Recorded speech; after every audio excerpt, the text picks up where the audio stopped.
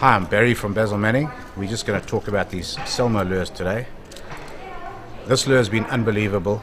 We've caught a huge amount of fish with it, and it's essentially a stick bait, primarily I think to fish for pike in the northern hemisphere, which is a freshwater fish, but they have got barracuda-like teeth, so it's a very tough lure, and we've caught GTs and all kinds of things. And on the last show that we were on, Richard got a magnificent GT off the rocks on the same lure.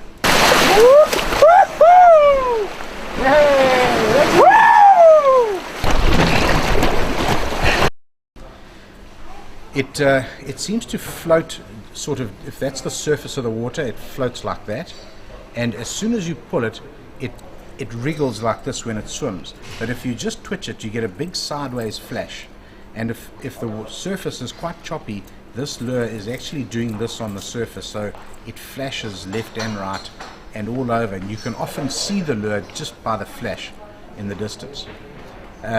People always ask me about the hooks. What I've found is that on almost all the trips that we're on, kuta are one of the fish that love eating this thing, amongst other things. I mean, we've had marlin, tunny, wahoo, kuta, you name it, GTs, everything seems to eat it. If it was just GTs, I'd be happy to play with singles on here. But the fact that you're looking for kuta, and sometimes tunny as well, means I would stay with the trebles. The reason I say that is because what happens is a kuta comes along and he hits this thing at speed, often coming right out of the water. And when he hits it, what a kuta does is he keeps his mouth closed like that, and as he gets close to the bait, he opens his mouth with a bit of resistance, because that's how he cuts through the bait. So his mouth is opening with a bit of resistance, and that's like when you're cutting with a hacksaw, it's like your downward stroke. So that actually does the cutting, it cuts through the bait. As soon as he does that here, he'll feel that this is not the right thing. So we've actually seen the kuta, how they hit this thing, and he'll sort of have it in his mouth, and he doesn't bite back down again like he would normally on a normal bait. As soon as he realizes he's made a mistake, he opens his mouth and he shakes. And of course, if you've got sticky trebles on here, when a kuta shakes like that, you get him somewhere around the mouth or on the head or somewhere. But if kuta's not your target, then I'd definitely start looking at a single for GTs on a stinger hanging from the middle here, because then when the GT grabs this thing, he actually inhales it. He doesn't just bite it, he inhales it, and when he gets it inside and you pull it out, this is naturally going to turn sideways and pull through the corner of the GT's mouth like that, and then your stinger can follow with that one single hook, and that's going to get him. The other downside of two trebles is that often you'll get two fish.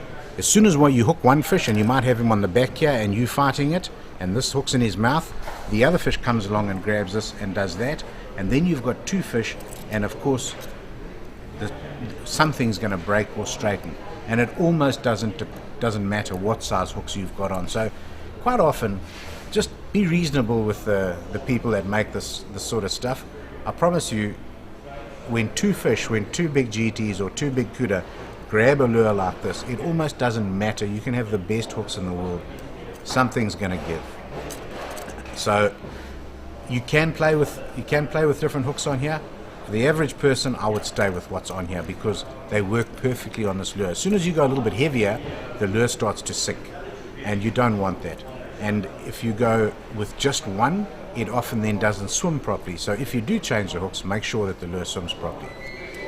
This Salmo stickbait, well, slider, it's actually called Salmo Slider, comes in 3 different sizes. We're bringing a 4th one out, and we're going to add to the color range, and we're going to bring in a few other lures like this. But this little guy's been very, very good in the estuaries and that kind of thing. And this one here is what we've been using on our 11-foot Lazards, the Shimano Lazard, and 5,000 with 30-pound braid, and it throws incredibly well.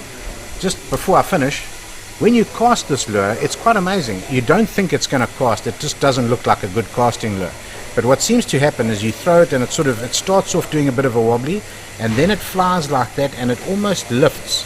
And you'll see when you throw it, it does this, and then it suddenly lifts and it kind of glides and it just goes down. And this with 80-pound hollow braid, I'd be throwing about 50 to 60 meters, which is an incredibly good cast with such a light lure.